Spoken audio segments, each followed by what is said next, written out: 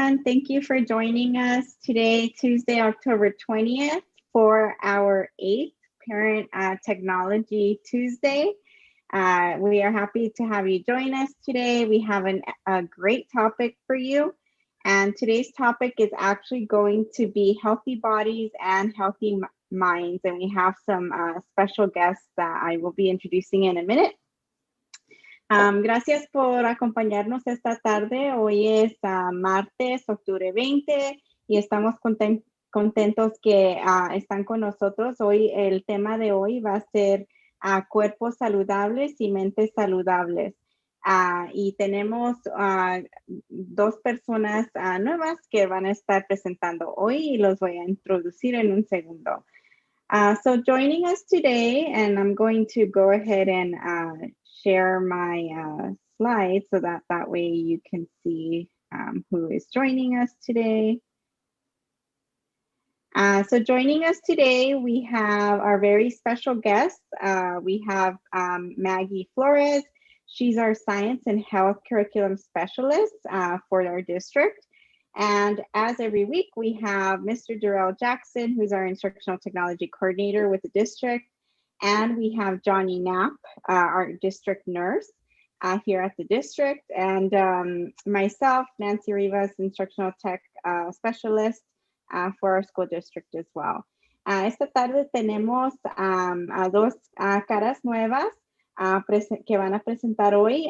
Primeramente tenemos a Maggie Flores, y ella es especialista de ciencia y de salud de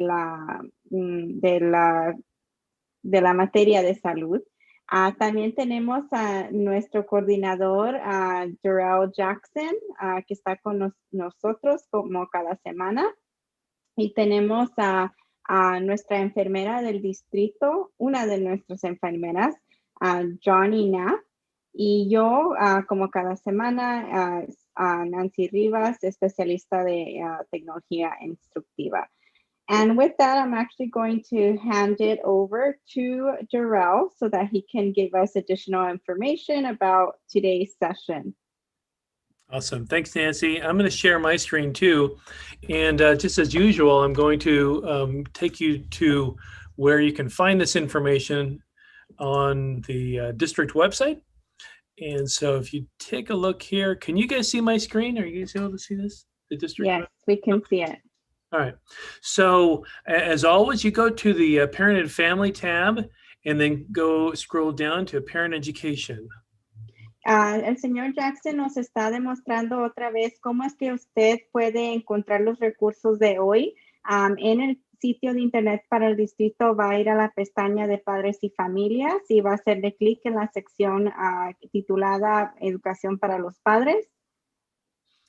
Okay, so in clicking on the Parent Education, this opens up the screen that lists not only this session, but also the sessions that we've had historically too. So you can go back and refer to some of those important meetings that we've already had. Después de hacerle clic en esta sección, va a ver la información y el tema para hoy. Y también va a poder ver el enlace para ver este video de nuevo. Now, this won't be the only time that we'll mention the district website and the resources here. But as far as our evening tonight, we're on October 20th, and we're going to, you've already found the location. If you're listening, we're running live right now. If you want to follow along on the slides that we're using, go ahead and click here where it says the presentation slides. And also, as always, we're going to be monitoring your comments and thoughts on the on this link. It just goes to a forum that we're able to follow along and see what your questions are and what your thoughts are. And before I hand my screen back over again, I just want to say thank you. I want to say thank you to Teresita Zamudio. Thank you for being so encouraging to us and for all of the comments that you left. I totally appreciate you as always.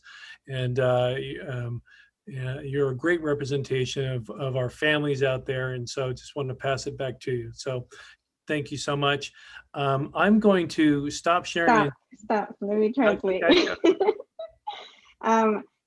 También en esta página solo quería mencionar lo que el señor Jackson estaba demostrando, que también si usted se quiere ver una copia de la presentación de hoy, la tenemos ahí en un enlace, y también si quiere participar con sus comentarios y sus pensamientos, o si tiene alguna pregunta, también hay una forma y el enlace está ahí para llenar esa forma. Y también el señor Jackson estaba dando unas gracias en especial a Teresita Zamudillo, que nos ha dado muchos comentarios encomiantes por este programa que hemos hecho los martes, y le damos las gracias por darnos ese apoyo. I was doing really good there for a while.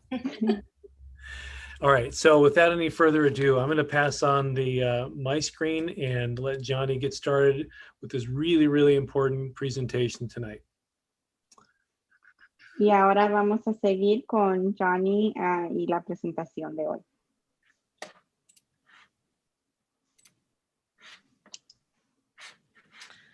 Okay.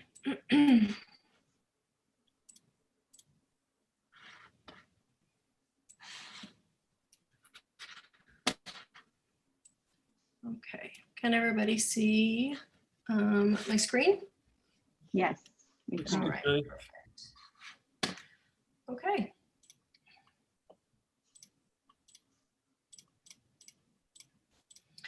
Okay, so I'm going to start for the night. We're going to talk a little bit about the coronavirus, or what's been come to known as COVID-19.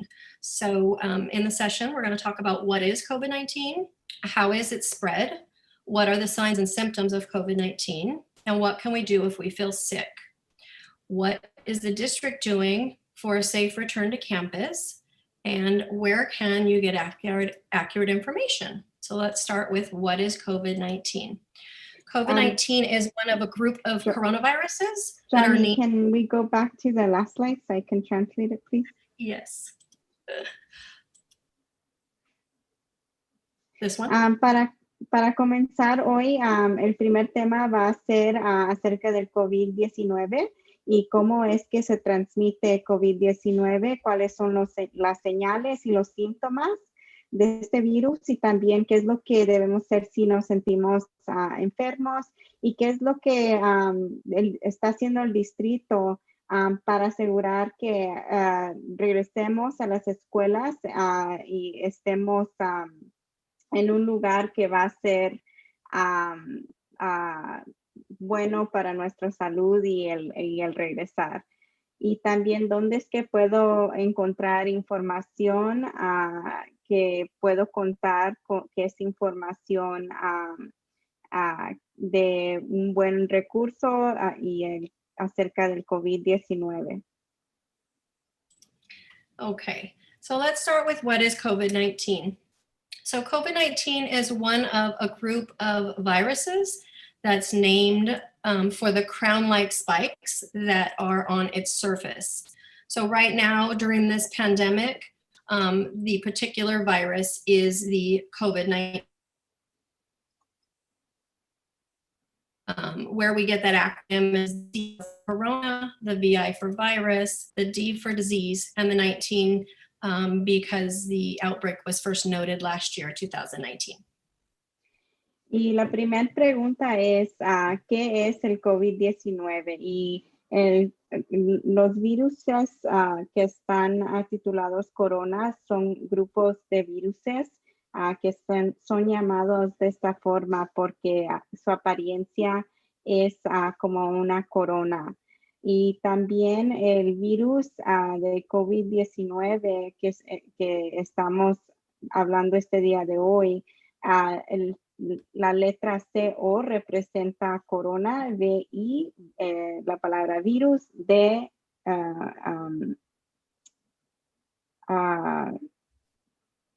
disease. I don't know how to say disease.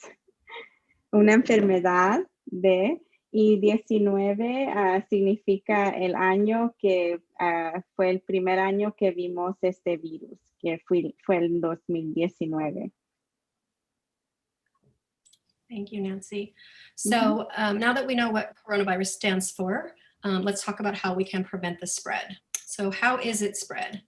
Well, I think this picture speaks volumes. So the primary way that coronavirus is spread is through our respiratory droplets. So as we cough, sneeze, talk, sing, anything we do, opening our mouth or our nose, we spread microscopic droplets. And the virus can carry on those droplets. So because of that, one of the common ways that it's spread is through close personal contact. So the closer you are to somebody, the more likely that those droplets that are being dispelled could either land on your mouth, nose, or they're in the air and you're breathing them in. So that's close personal contact is one of the common ways that the coronavirus is spread. The other way, the most common way, is touching something. So as I'm standing here talking and I'm speaking, my desk is getting microscopic droplets and my mouse. And so those items, when I touch them, my hand is not the problem. It's not going to infect me by touching my hand. But what is the problem is if you use that hand that may or may not have touched the virus, or something with the virus on it, and then you scratch your nose or your eyes, and that's the way the virus gets in. So touching objects and then your face. La pregunta es, ¿cómo es que se transmite el COVID-19? Y la forma primordial es por medio de gotas que echamos al hablar o al estornudar. Y al estar cerca de esas, de algunas personas, podemos transmitir esas gotas a aquellas personas. También cuando uno toca un objeto con el virus y después toca su nariz, su boca, sus ojos, es otra manera que se está transmitiendo ese virus. Oops. Okay, so now that we know how it's spread, what can we do to prevent it? So the prevention is directly related to knowing the spread. So physical distancing is the primary way that we can use to prevent the spread. So by standing far enough away from somebody that their respiratory droplets can't reach you, or that they fall to the ground and are not lingering in the air, that is one of the primary ways. So distancing yourself from somebody is important. The next thing that we can do is to create an additional layer of protection. So if we're standing 6 feet away from somebody and we also have a face covering on, that creates a barrier for those droplets to get into your nose and your mouth. ¿Cómo podemos prevenir esta transmisión del COVID-19? Una de las formas es el distanciamiento. Al distanciarse de otra persona, esas gotas no alcanzan a la otra persona para poder transmitirles el virus si es que uno lo tiene. También otra manera es por medio de usar mascarillas para prevenir esas gotas que se transmitan a otros. And I'll take a minute to mention too that making sure that our face coverings are worn properly is important in how we prevent that spread. So if the covering doesn't cover our nose, then we're only partially creating a barrier. También es importante mencionar que debe asegurarse que el cobertor que uno está usando, la mascarilla, esté situado propiamente para prevenir que la nariz esté expuesta y que esas gotas se transmiten. Entonces, el usar un cobertor apropiado y tenerlo puesto apropiadamente es importante. The next thing that we can do and proper hand washing. So as I mentioned, touching things and then touching your face is one of the ways that we can spread the disease. So if we frequently wash our hands and our hands are clean, then we limit that risk. The last thing that we can do is to properly clean items in our environment that are high touch. So our phones and our faucets and doorknobs and desks and mouses and things like that. También otras cosas que podemos hacer para prevenir la transmisión es lavarse sus manos frecuentemente para prevenir que si uno tiene gotas y que ha usado o tocado algo que tiene el virus, prevenir que pueda transmitirse. Y también limpiar propiamente es importante también para asegurarse que el virus no esté en algún lugar que uno esté tocando o donde uno está frecuentemente. Okay, and some additional things that you can do, and you can see an example of these things in our environment right now. So reducing your risk by avoiding the 3 C's. So confined spaces, crowds, and close contacts. And if in LA County where we're living, we know that we can't dine inside restaurants, right? Because that's a confined space. They're limiting people in crowded areas. So no concerts, no sporting venues, things like that. So limiting crowds. And what that does is limits our close contact. También otra manera de reducir el riesgo de infección es por medio de prevenir lugares confinados o lugares donde vayan a haber muchas personas o multitudes. Y también prevenir contacto cercano con individuales. Okay, so the next topic we're going to talk about what are the signs and symptoms of COVID? El siguiente tema va a ser las señas y síntomas de COVID-19. So these are the list of the common signs and symptoms. This is not a complete list. These are only the most common things. Fever, cough, difficulty breathing or shortness of breath, fatigue, chills, congestion, muscle aches, headache, sore throat, nausea, vomiting, diarrhea, or new loss of taste or smell. ¿Cuáles son los síntomas de COVID-19? Bueno, hay muchos y los síntomas sí aparecen 2 o 14 días después de estar expuesto al virus y puede incluir el fiebre, el toser, el tener dificultad al respirar, el estar cansado, el tener dolor en diferentes partes de su cuerpo, congestionamiento también, dolor de cabeza, también el vómito, al tener diarrea y también el perder el sentido de cuando uno puede oler o también probar. Esos son también señales. So aside from the symptom of new loss of taste or smell, which is pretty unique to COVID,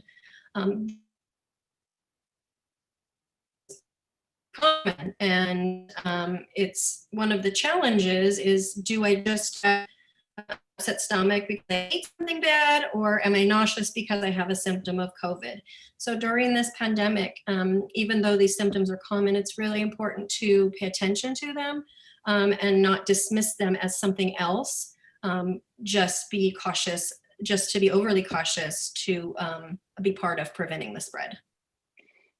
Si uno tiene alguno de estos síntomas, es importante saber identificarlos y también ser cauteloso porque puede ser que uno esté infectado. Entonces, tomar precaución si tiene estos síntomas para no infectar a otros individuos. Okay, and the last thing is the symptoms. So you could become symptomatic anywhere from 2 days up to 14 days. So let's say yesterday you were at a barbecue and one of the participants at the barbecue called you today and said, oh my gosh, I feel sick today. Do you know if you have COVID yet? You don't, but it's possible. So it's important to note that you would have to wait 14 days from contacting that person at the barbecue in order to know if you were infected or sick from what they had. Como mencioné anteriormente, los síntomas aparecen de 2 a 14 días después de estar expuesto al virus. Y un ejemplo puede ser si uno está en un convivio y le llama el día de ayer, o estuvo en un convivio el día de ayer y le llaman a alguien hoy y decirle que tienen el virus. Usted puede desplegar esos síntomas 2 a 14 días después de estar expuesto al virus. Okay, so now that we know what the signs and symptoms are, what can we do if we begin to feel sick? Sorry, Nancy. ¿Qué es lo que podemos hacer si nos sentimos enfermos? Es la siguiente pregunta. Okay, so there's a lot of, fear out there. This is the pandemic is a pretty big deal, and there's a lot of information that's being given. But it's important to note that most people that develop or that get COVID-19 have a mild illness and can recover from home. So that's important to note that just because you can necessarily mean you need to automatically, be in the hospital or be so afraid of what might come. So what can you do? So one of the first things that you want to do is to mark your calendar. I know that sounds odd, but a few of the things with COVID are, as I just mentioned, the length of time that you could have the virus and not know it and still be exposed is 14 days. And so if you are told that you're exposed to somebody, you need to self-quarantine. So a quarantine is just limiting your exposure to people for a period of 14 days so that you do not risk exposing anybody else. The reason why we have the 14 days is because that's what's called the incubation period. So as I mentioned, the time that the virus can live within your body and still not necessarily show symptoms, okay? And so you would quarantine yourself if you were what's called a close contact. Entonces, ¿qué es lo que uno puede hacer si se siente enfermo? Pues la mayor parte de personas que sí tienen COVID-19 solo tienen una enfermedad leve y sí se pueden recuperar en casa. Y lo primero que debe hacer uno es marcar su calendario. La cuarentena consiste de 14 días y la razón es porque 14 días es el periodo de incubación para este virus. Y durante ese tiempo, obviamente, prevenir el contacto cercano con otras personas. So let's go back to the barbecue example. So let's say you were at your barbecue yesterday and your friend called you today saying that they didn't feel well. And so you think that you need to quarantine. One of the things that you could ask yourself is, were you a close contact? And the Public Health Department defines close contact by being within 6 feet or less of somebody for more than 15 minutes. So that's a guideline you can use for yourself to see what kind of risk you had. Vamos a usar el ejemplo del convivio de nuevo. Si uno le llaman y le dicen que ha sido expuesto al virus, lo que uno tiene que determinar es que sí tuvo contacto cercano con ese individuo, y contacto cercano se define como al estar con una persona que sí tiene el virus y han estado cerca 6 pies o menos y por más de 15 minutos. Eso sería considerado contacto cercano. So just to review, the term quarantine is used to demonstrate the action that you should take by limiting your exposure to people if you do not have symptoms. So that's if you were told that you may have been a close contact with somebody. So even though you are not symptomatic, if you have been exposed to a close contact, then you may need to find yourself quarantining. Y solo como un repaso a la cuarentena o la necesidad de estar en cuarentena es si uno ha estado o le han dicho que ha estado expuesto a alguien.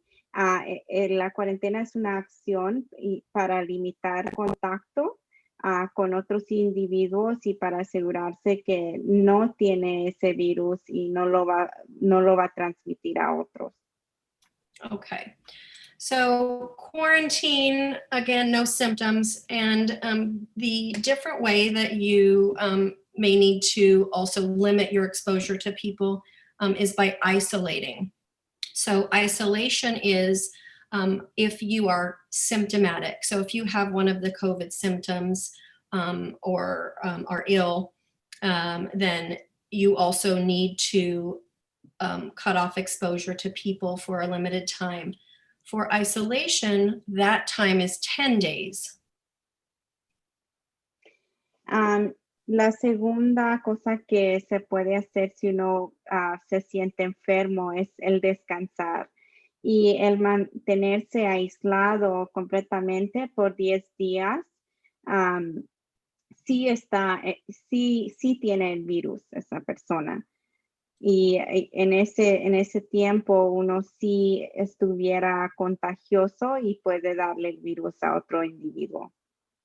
Okay, so the reason why you are isolating yourself is because you have symptoms and you are contagious. And in the terminology of public health, if you have symptoms, are likely positive, or if you have tested positive, you are considered a case. Si uno tiene síntomas o si es que tiene el virus, el Departamento de Salud considera que uno sí está infectado y es considerado un caso. So in both cases, you are going to want to stay home. You want to limit contact. If you're sharing a home with somebody, and you have the availability to be in your own room with the door closed for the majority of time, that's the best case scenario. Cleaning high touch areas, if you have to share a restroom or something with family members, and wearing a mask within the house if you need to be in the common area. Estos dos sugerencias son sugerencias para obviamente disminuir el riesgo de infectar a otros. Si uno está en una casa con otros individuos, asegurarse que esté en un cuarto aislado, que estén limpiando también para disminuir la probabilidad de infectar a otros. Okay. And the other things that you can do while you're at home and feeling ill are to stay hydrated. When you have a cold or the flu, you don't have a lot of energy, you aren't eating a lot, so you want to make sure that you're providing your body enough fuel to fight whatever it is that you have. So drinking fluids, resting, staying in bed, and if you have a fever, it's okay to take over-the-counter medication to reduce that symptom. If you want to take something to reduce your cough, there are no real prescription medications that are being provided for COVID-19, just things to treat the symptoms so that you feel better. Otras cosas que puede hacer es el tomar líquidos en casa para asegurarse que se sienta mejor uno, tomar medicación y también el visitar a un doctor. Okay, and if you become ill and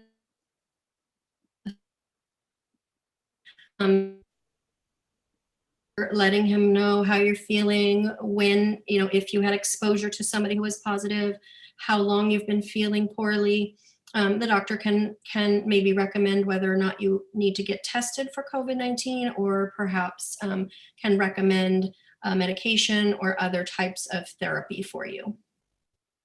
Y al ir a ver el médico, le pueden recetar medicamentos específicos para ayudar con sus síntomas. También le pueden decir los médicos si se tiene que ir a hacer la prueba de COVID-19 para asegurarse que si lo tiene o no. And as I mentioned, most people do fine at home managing their symptoms and resting. But if your symptoms progress to the point of any of these signs, you would want to call 911. So any difficulty breathing, any type of pain or pressure in your chest, if your lips turn colors blue or dull, different than they normally are, you have some confusion or difficulty waking, or any other serious symptoms, then don't hesitate to access emergency care. Hay diferentes síntomas que indican que es una emergencia, como el tener dificultad al respirar, si uno tiene dolor en el pecho, si uno tiene labios azules, si uno está confuso o si no se puede levantar o despertar, y si tiene otros síntomas serios. Estas son razones para llamar al 911 porque sí serían considerados una emergencia. Okay. All right. So what is the district doing for a safe return to campus? ¿Qué es lo que está haciendo el distrito para asegurarse que el regreso a las clases va a ser seguro? So during this difficult time, Paramount has been committed to creating the best possible environment for student learning while maintaining a high level of safety and addressing students' social emotional needs. So even as early as in March, when we initiated distance learning, the district began planning. They formulated the Back to School Task Force, gathering input from various groups, grade levels, job titles, to make sure that we were including all.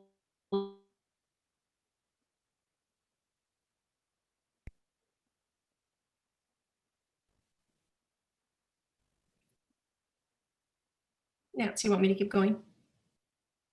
Yeah, we lost you a little bit, but I will translate what Do you want me to redo it? Yeah. Hey, and Johnny, Yes. we're going to transition probably in about 5 minutes over to vaping. So just as Perfect. a heads up. Perfect. Okay. Do you want me to re-say that, Nancy? I think I can get the Okay. gist of what that was. Okay. En marzo, el distrito empezó con un grupo de regreso a la escuela que su propósito es para planificar cómo sería un regreso a las escuelas seguro. Y este ha sido encargado de planear y organizar diferentes juntas para platicar acerca de diferentes cosas que se pueden hacer para asegurar que esto pase. In addition to our own employees, the district is heavily relying on the guidance of our public agencies, the local Los Angeles Department of Public Health, the state California Department of Public Health, the Center for Disease Controls, the national guidelines, as well as the California Department of Education are all important stakeholders that are providing guidance that we're utilizing in our planning and organization. También al planificar y organizar este regreso a la escuela, hemos estado usando la guía de agencias públicas para asegurarse que todos esos requisitos y reglamentos están que se seguirán cuando regresemos a las escuelas. And all of our guidance is surrounded around the things that we started this presentation with, is the cleaning that's necessary, the physical distancing that we need to account for, and of course the barrier devices, the masking. También hay principios que se están siguiendo que ya platicamos, como el ser limpios o la limpieza, el distanciamiento social y también los cubiertos para las bocas o las mascarillas, para asegurarse que estas cosas estén haciendo o están haciéndose o son de importancia al planificar y organizar este regreso a las escuelas. Okay, so what will campus look like? What's going to be different? We are going to have screening process. So faculty as well as students will do a self. Are we symptomatic? Are we healthy today? Should we be going to campus? Did I cut out again? Yeah, but I can get the gist of it. Okay. ¿Qué será diferente al regresar a las escuelas? Sí va a ser la responsabilidad de los individuos que si ellos se sienten que tienen algo, un síntoma, que ellos indiquen eso para la protección de otras personas. And classrooms. Classrooms will be situated so that the desks and the students are seated 6 feet apart. Everybody will be facing the same direction to limit that droplet exposure. There might be less students in each classroom. En las aulas o las clases, los 6 pies de distanciamiento se han tenido en consideración y el mantenerlos en la misma dirección para prevenir esas gotas que transmitan el virus si es que alguien lo ha contagiado. Okay, we will have an area for isolation. If a staff or student become ill during class, there will be a designated area where they will be supervised and monitored until they can leave campus safely. También van a haber lugares de aislamiento. Si alguien siente que tiene un síntoma, habrá un cuarto donde se reporta esa persona. Lunchtime will be in designated areas with less students or in assigned seating within classrooms. Durante la hora de almuerzo va a haber lugares designados para que se tome este almuerzo. High touch areas such as the playground equipment and drinking fountains and fill water stations will all be closed. También lugares que hay mucho tráfico o mucho probabilidad que se esté tocando las superficies serán cerradas. Un ejemplo es las fuentes para tomar agua, también los lugares donde juegan los niños. Walkways will be marked with designated direction so that there's no traffic coming close to one another. Offices will have physical barriers, and visitors on campus will be by appointment only. También los lugares donde se caminan tendrán las direcciones marcadas. También habrán diferentes métodos de prevenir que tengan contacto directo, como por ejemplo habrá una ventanilla. También si hay un visitante tendrán que hacer una cita. Okay, and lastly, where can you get accurate information?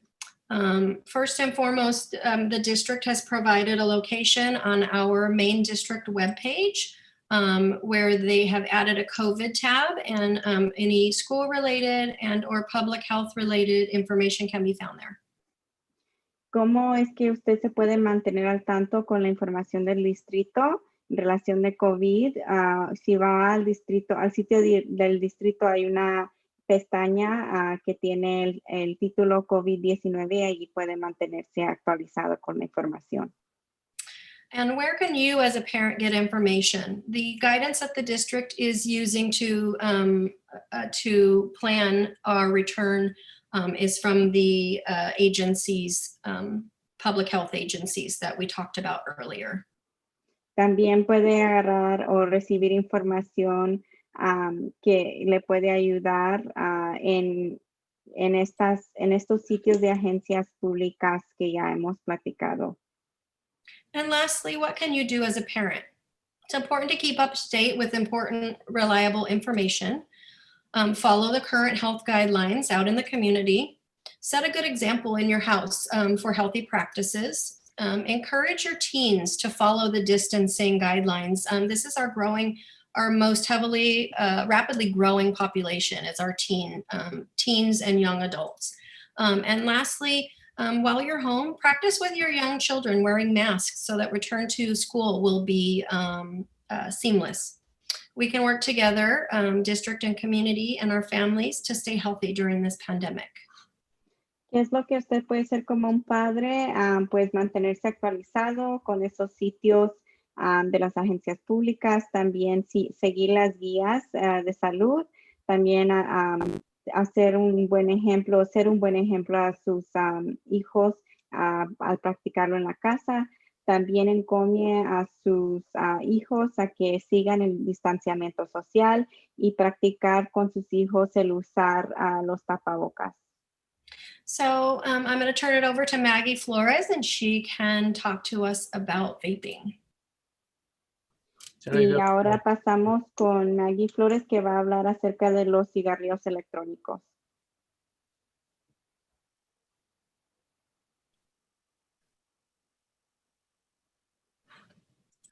Johnny, that was great. Extra. All right, thank you, Johnny. Can you all see my screen? Yes. Perfect, thank you. Okay, so today we're gonna go ahead and start talking about vaping and youth. And so the four main questions we'll be talking about or answering are going to be, what is vaping? How many youth are vaping? What are the risks for youth? And what can you do as a parent or guardian to help your child either not start vaping or quit?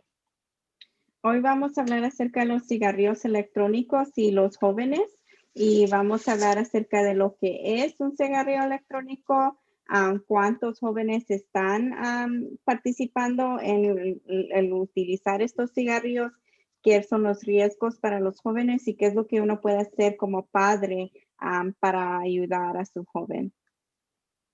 So we'll begin with what is vaping. Vamos a comenzar con qué es un cigarrillo electrónico. Okay, so vaping is the use of e-cigarettes. And e-cigarettes are actually battery powered devices that heat e-liquids. Okay, so this is what they look like. They have four components. The main components that we're concerned about is the atomizer, which is what actually heats the e-liquid that we'll be talking about in a bit. Entonces, la palabra vaping significa el uso de los cigarrillos electrónicos. Y son los cigarrillos electrónicos tienen una batería y esta batería calienta los líquidos para el poder fumarlos. Y vamos a estar platicando acerca específicamente de la pieza indicada allí en la foto que se llama atomizer? I don't know how to say it. You said it. Okay. So like I said, this atomizer actually heats the e-liquids, which is a nicotine-based solution that is used as the vaping liquid. A lot of people actually incorrectly call it a water vapor or a vapor. It's actually an aerosol. And like I said, we'll be talking a little bit more about this aerosol or vapor in a minute. Este atomizador o la pieza del cigarrillo electrónico es la pieza encargada de crear o de calentar este líquido y que crea un aerosol. So before we get to the aerosols, I want to talk about the types of e-cigarettes that are out there and available. There are many shapes and sizes, and they generally fall into two different categories. The first is the disposable, which means that they are one-time use, and then they get thrown away. The other is the cartridge, And the cartridge are the refillable kind that are used numerous amounts of time. Vamos a hablar acerca de los diferentes tipos de cigarrillos electrónicos. Y hay diferentes tipos, diferentes tamaños. Hay unos que solo se usan una vez y se pueden tirar. Y hay otros que usan una pieza que se puede reemplazar. So the transition from disposable to cartridge actually came with advances in technology. And that technology has continued to advance to what we're seeing in the new products for e-cigarettes. So those new products actually now include hooded sweatshirts and t-shirts that have the vape or the e-cigarette attached as a drawstring. We also see them as common everyday items that we use, like a reusable cup or something that looks like an iWatch. We even see them looking like makeup or inhalers that we use for asthma and different bronchial issues. Maggie, can you go back to the last slide really quickly? Lo que estaba mencionando es que estos cartuchos o estos, hay algunos cigarrillos electrónicos que son desechables y otros que usan cartuchos. Y si usted ve en las fotos siguientes, can you go to the next slide, Maggie, please? Muchos de estos cigarrillos electrónicos parecen como cosas comunes. Y unos de esos ejemplos tenemos vasos que tienen este cigarrillo electrónico integrado, también relojes, aparece como maquillaje, pero son cigarrillos electrónicos y también hasta parecen como que son cartuchos para el asma. Y esos tienen ese cigarrillo electrónico incluido. Y también hay suéteres y también mochilas que tienen integrados cigarrillos electrónicos. So regardless of whether they're using the traditional e-cigarette or some of these newer items, they're all going to use e-liquids as the source to create those aerosols. And when we think about those e-liquids, the question that comes to mind is, are e-cigarettes dangerous? Well, to answer this question, what we need to really do is first look at the basic chemicals that are found in these e-liquids. So la pregunta es, ¿son los cigarrillos electrónicos peligrosos? Si están utilizando cigarrillos electrónicos desechables o con cartuchos, estos dos utilizan líquido que al calentarse crea un aerosol.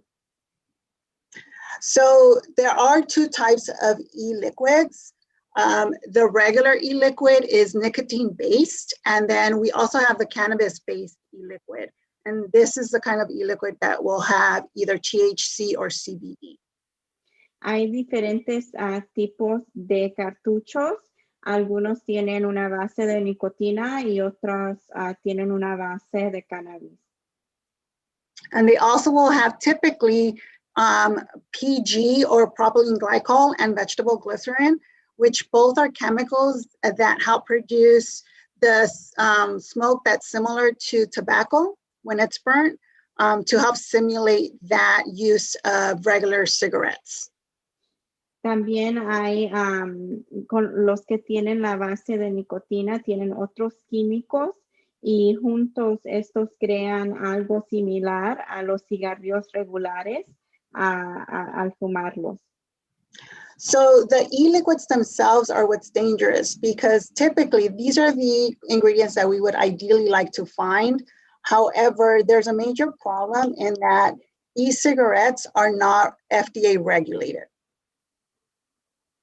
Hay un gran problema que los cigarrillos electrónicos no son regulados por la Administración de Comida y Droga, y esto ha creado un gran problema. Because instead of finding a propylene glycol or vegetable glycerin, for example, what we start to find are a numerous amount of different types of chemicals. The list that you see in front of you is a list that the FDA actually created after they did a huge study in 2012, and they found traces of every single one of these chemicals in one brand or another. En el 2002 se crearon esta tabla y encontraron los artículos en rojo en estos líquidos. And for a lot of these names, they might seem very, chemistry-like types of names, but some of these are familiar. Formaldehyde, for example, is used to preserve dead bodies. Acetone is found in nail polish. So these are items or liquids that have been found in e-liquids as well. Si usted lee estos nombres, estos químicos, algunos son familiares y de estos han sido encontrados en este líquido también. So as you can see, e-cigarette users don't breathe water vapor like the misconception that's out there is. They actually are breathing in lots of toxic chemicals that make up these aerosols that we're talking about. Entonces, al fumar, están fumando diferentes químicos que se ven en esta tabla y no es vapor de agua, sí tiene químicos asociados. So these aerosols are a mixture of nicotine or cannabis, metals, and other toxic chemicals that pollute the air very much like the cigarette smoke, secondhand smoke does. They all can cause cancer, birth defects, respiratory illnesses, and even collapse the lungs. Entonces, estos cigarrillos electrónicos, este aerosol tiene esta mezcla de nicotina o cannabis y metales y también diferentes químicos. También así es mal al ambiente y puede ser peligroso para gente que está cerca de la persona fumando y también puede causar cáncer, defectos al nacer los bebés y también problemas respiratorios y enfermedades. So I'm going to move along this one. So we're going to go ahead and look at how many youth are vaping. Vamos a ver a cuántos jóvenes están vaping. And according to the Los Angeles County Department of Ed, teen vaping rates actually rose sharply in 2019. If you look at the data, you'll see that about a quarter of our 12th grade students say that they've used nicotine vaping products in the last month. Si usted ve la tabla, ha habido un gran cambio en el año 2019 con esos números aumentando. Y este es el uso de productos para vapear en el último mes. So these numbers mean that if we want to put it into context with students, 1 in 4 high school students and 1 in 10 middle school students is vaping on a monthly basis. Y para ilustrarlo mejor, el número de usuarios de cigarrillos electrónicos es 1 en 4 estudiantes de secundaria y 1 en 10 estudiantes en la escuela intermedia.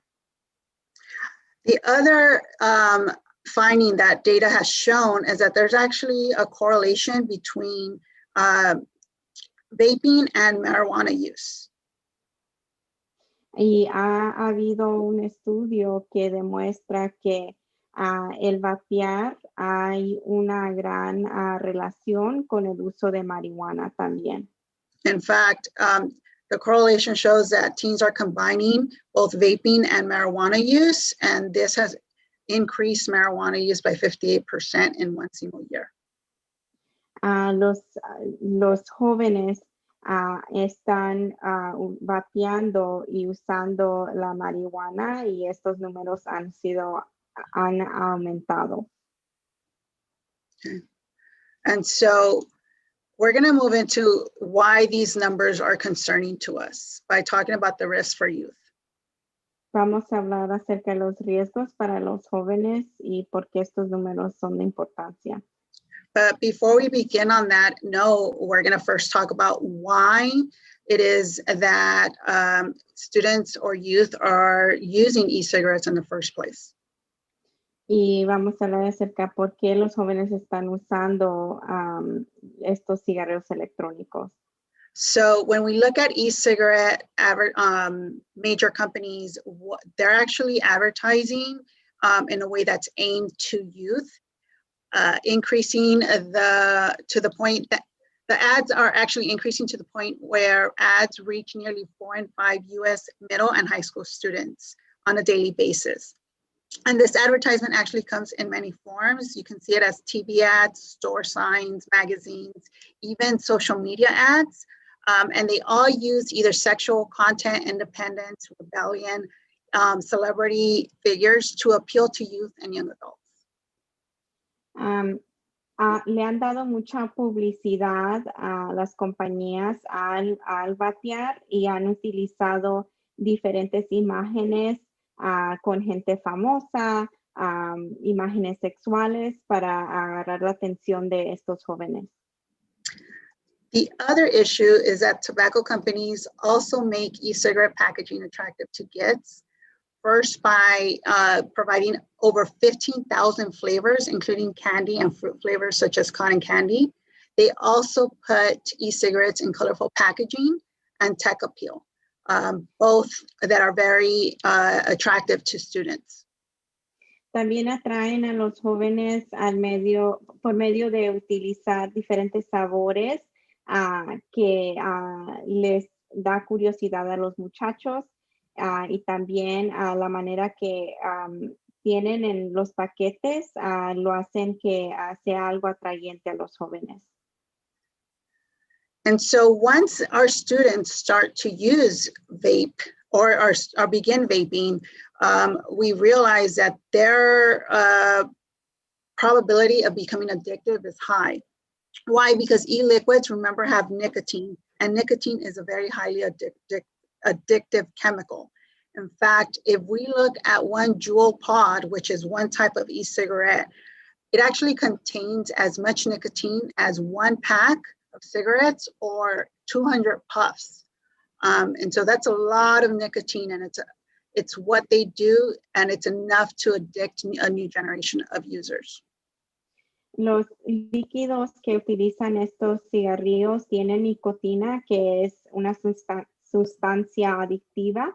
Y, por ejemplo, un cigarrillo o un cartucho de la compañía Juul puede contener mucha nicotina que es igual a al nivel de un paquete de cigarrillos o el vapear 200 o el fumar 200 veces.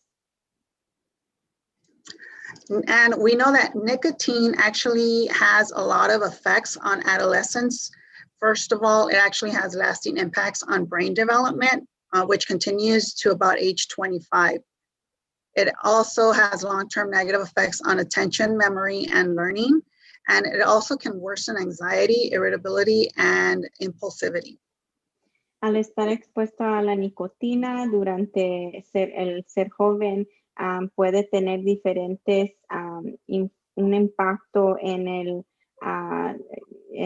sus cerebros. También puede tener un efecto negativo en su atención, memoria y el aprendizaje, y también puede hacer la ansiedad peor, el estar irritable y también el estar impulsivo o ser impulsivo.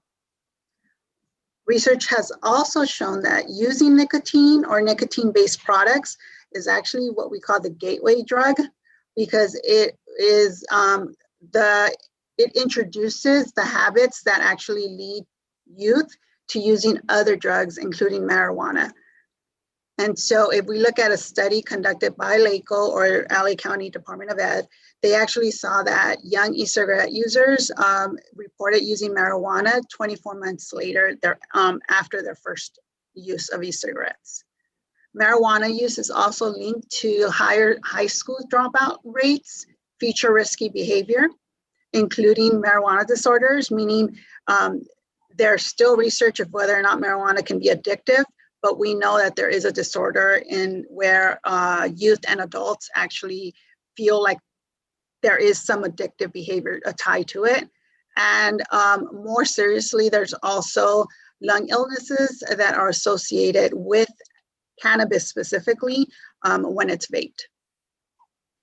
El uso de cigarros electrónicos por estos jóvenes puede hacer que ellos reporten el uso de marihuana más rápidamente. Y ese uso de marihuana resulta en el abandonar la escuela, también tener comportamiento que puede ser o puede tener puede causar que hagan malas decisiones en sus vidas, incluyendo desórdenes relacionados con la marihuana, también enfermedades relacionadas con sus pulmones al vapear.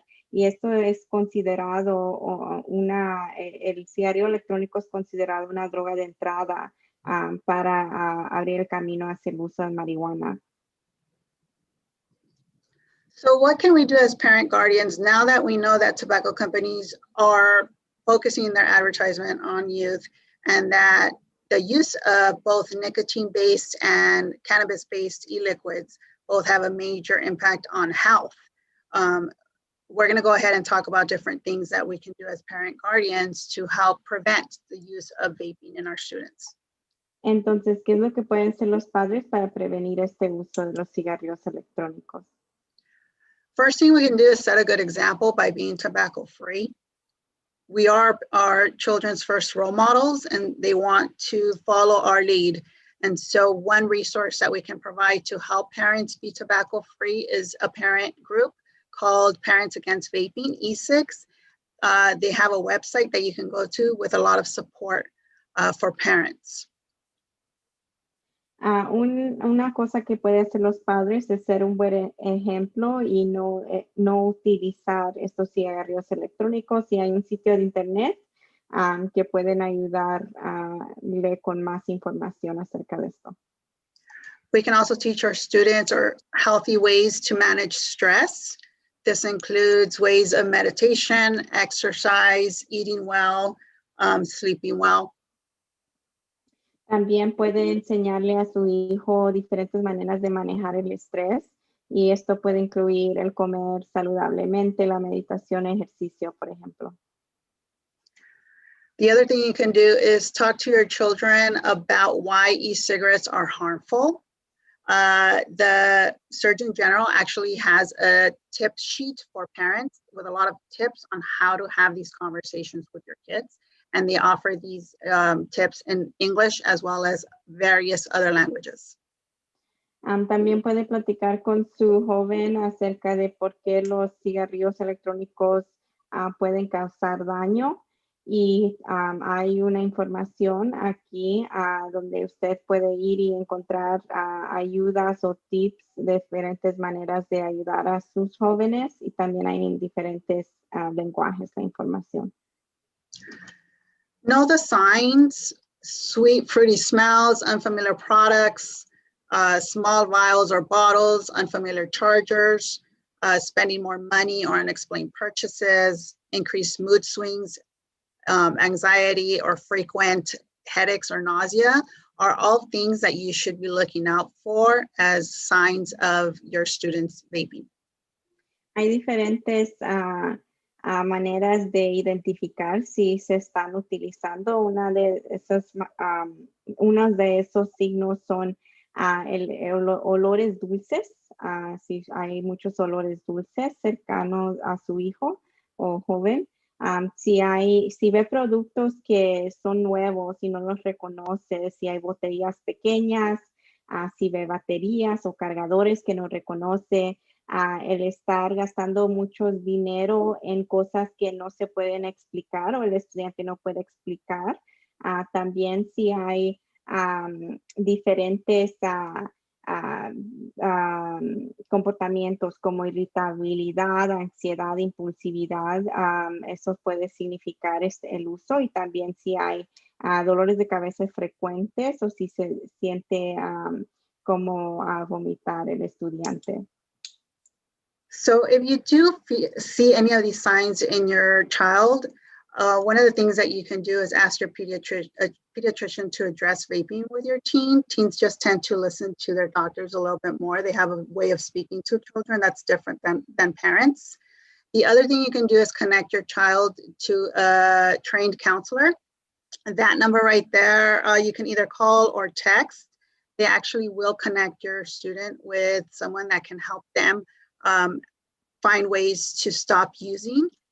And you can also connect them to Ditch Jewel. You can text them, and they actually provide daily texts to help motivate your students to continue to try to quit.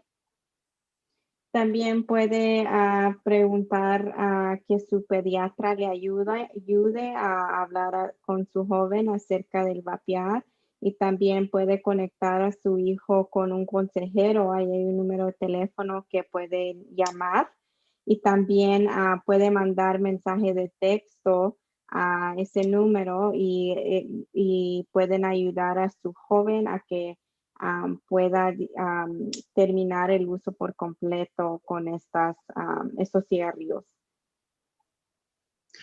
And similar to COVID-19, you also want to stay up to date. One of the first things you can do is learn about PUSD policies, interventions, and discipline steps. And all of these can be found in our PUSD 2021 annual notifications under drug-free, tobacco-free schools. The other thing that you can do is keep up to date with what the state is doing. And one good website to find out is Tobacco Free California. Puede mantenerse al tanto de las leyes relacionadas con el uso de tabaco por medio de visitar ese sitio. También puede leer acerca de las pólizas que tenemos en el distrito, y también los diferentes pasos e intervenciones de disciplina que hay aquí en el distrito. When you look at those policies, what you'll see is that our policies here at Paramount are really based on intervention.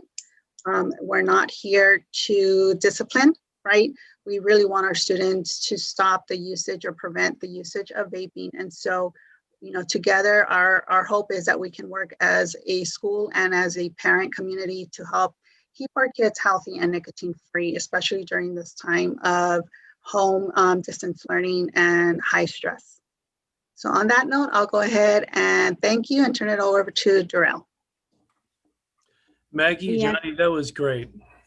Let me just finish translating now. Aquí en el distrito el enfoque ha sido las intervenciones con estos cigarrillos electrónicos. Entonces, queremos, en vez de disciplinar, ayudarlos a que puedan terminar el uso por completo de estos cigarrillos electrónicos, y queremos trabajar con usted para que se mantenga su joven saludable y libre de la adicción a la nicotina. Well, again, thank you, Maggie. Thank you, Johnny. This is just great. And thank you, everyone, for sticking with us. This is such an important topic. So I'll let you translate. Gracias por juntarse con nosotros hoy. Es un tema muy importante y apreciamos toda esta información que hemos recibido. And I don't know if you recall, but this isn't the first time we've discussed the areas of safety with our students. On September 15th, we talked about internet safety and keeping your kids safe. No es la primera vez que estamos hablando acerca de mantener a los estudiantes seguros. En septiembre 15 también hablamos acerca de mantenerlos seguros en el internet, y hoy hablamos acerca de mantenerlos seguros y que no se involucren con estos diferentes cigarrillos electrónicos. And even though this presentation is not directly connected with a digital environment or electronics necessarily, we thought this is very important for you to know about. We'll be shifting back to our focus on digital learning and digital support in next Tuesday's edition. And with that, I just wanted to say again, thank you for joining us. Gracias por juntarse con nosotros. Este tema de hoy no fue relacionado con tecnología, pero sí sabemos que es un tema importante. Entonces, las próximas semanas regresaremos otra vez a la tecnología. Y gracias. Great job, Nancy, for translating. Thank you. All right. Thanks, everyone. Gracias a todos. Bye bye. Okay, we're done. You guys were awesome.